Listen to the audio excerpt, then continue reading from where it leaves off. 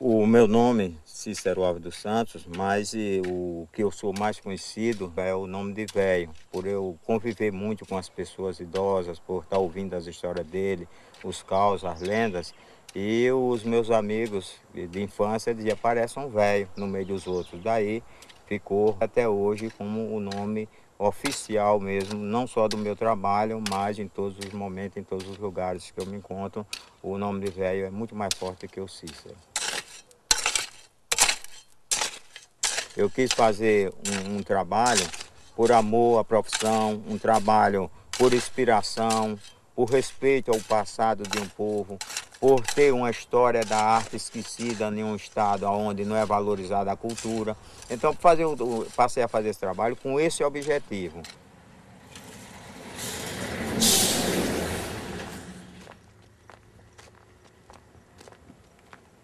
Eu nunca vi ninguém trabalhando de arte, eu nunca vi uma obra de arte.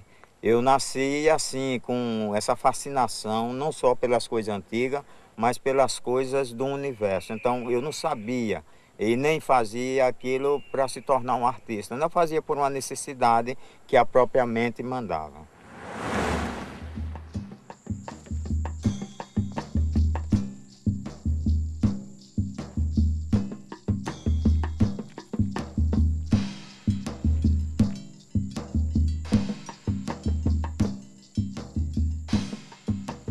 Olha, aqui nós estamos em uma área de reserva ainda do povoado Lagoa dos Porcos, onde nós encontramos essa parte para fazer esse cenário. Então, como era uma região muito supersticiosa com o caso do caipora, que era uma figura que se apresentava dessa forma, com cabelos, com pontas, muitas vezes montada em animais, muitas vezes sem saber o que significava na mentalidade do povo, mas que eles temiam e respeitavam. Então, ela aparece aqui com a mesma história, saindo de uma serva, aonde ela tem ainda hoje o seu ponto muito forte no respeito do sertanejo, que tem a sua crença e que sabe que o caipora ainda existe, principalmente nesse mato, para dar nó na quina de cavalo, para assombrar o caçador. Aqui nós temos a figura de um índio, onde ele aparece nu, como era na realidade. As lágrimas escorrem sobre o seu rosto e o que nós estamos mostrando nessa figura é que por ele estar só, ele continua pintado para uma luta, para uma guerra, aonde, na verdade, ele pode até ficar todo azul, todo preto, todo branco. Essa luta ele nunca vai conseguir vencer porque ele se encontra só, ele se encontra deficiente, ele se encontra doente e ele se encontra abandonado. Todos os dias era dia dele, hoje só o dia 19 por uma comemoração em escola que pinta as crianças sem saber o significado e a vida que esse representante brasileiro, o índio, levou dentro das nossas matas, dentro do nosso território.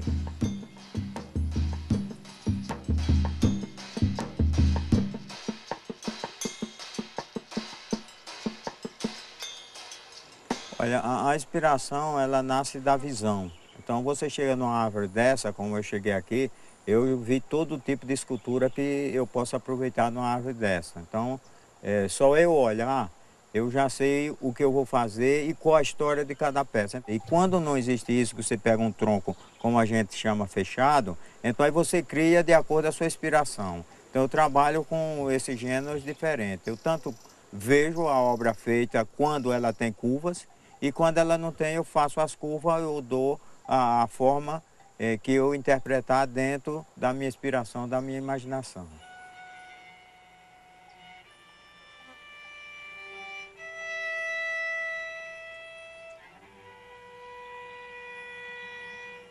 No meu trabalho eu não tenho problemas porque eu não sou um desmatador, porque eu dou a vida a quem já está morto. Eu não tiro a vida de uma árvore, apenas eu coloco ela para que seja apreciada com as belezas e as curvas que ela tem.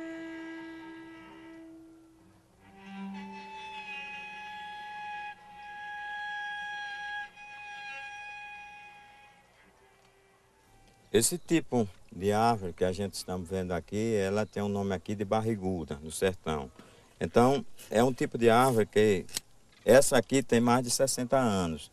Ela não é uma madeira resistente, mas por se encontrar numa área de perigo com a rede elétrica, então nós fomos autorizados a amputá-la.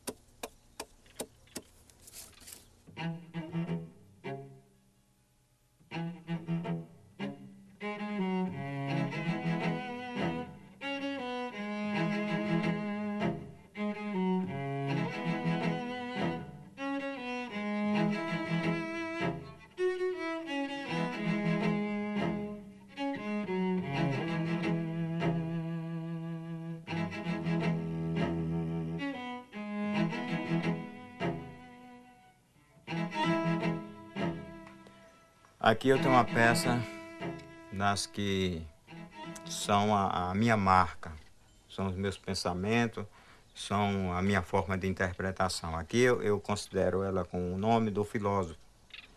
E o filósofo ele está sentado sobre uma pedra, provavelmente todas as pessoas que veem já sabem que é um livro que está sobre as mãos dele.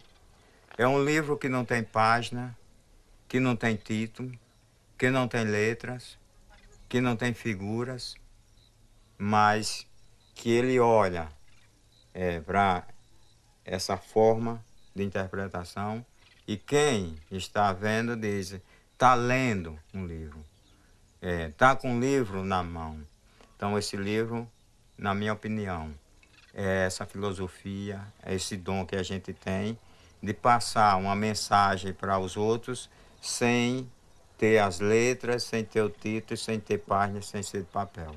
Eu nunca gostei de ler, porque eu acho o seguinte, que quando você vai ler pensamentos ou interpretação dos outros, não é a coisa sua. É que o outro fez como eu faço a minha peça. Então eles escreviam ali as poesias, como o Castro Alves, como o Tobias Barreto e tantos outros, quando ele dizia: Áureo verde, pendão da minha terra, que a brisa do Brasil beija e balança, estandarte que a luz do céu se encerra e as promessas divinas de esperança. Então, Castro Alves falando nesta poesia dele, então o que eu estou transmitindo aqui é o que ele disse, é o que ele pensou, é o que ele sentiu. Então eu passo a falar a língua dele, o pensamento dele, sem ter os meus pensamentos. Então, geralmente eu não gosto de ler. Se eu tivesse que ler alguma coisa, eu mesmo escrevia para eu ler depois, porque eu não sou de copiar e nem falar a língua que os outros estão falando como o papagaio, sem saber o que eu estou dizendo.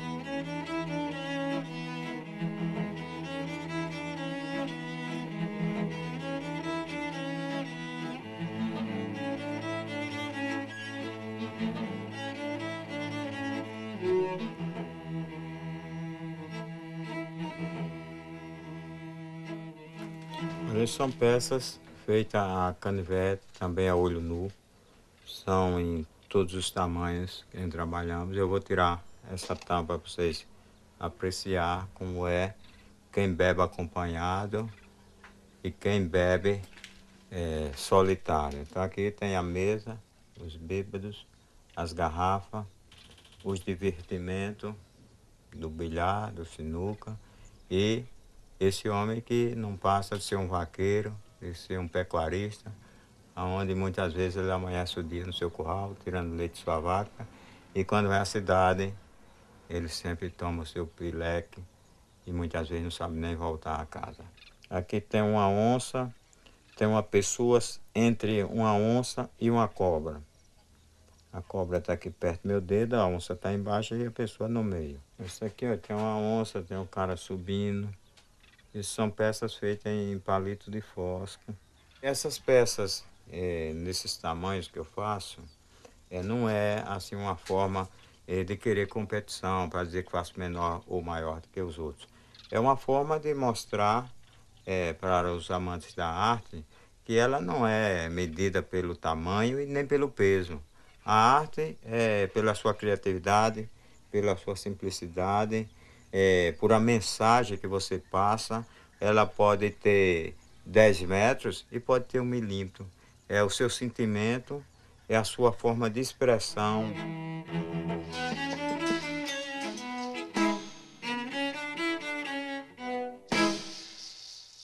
Olha, o meu sonho era ser um palhaço. Eu assisti o primeiro circo que instalou-se aqui no sertão em 58. E uma das coisas que me chamou a atenção é a forma do Perna de Pau, que era o palhaço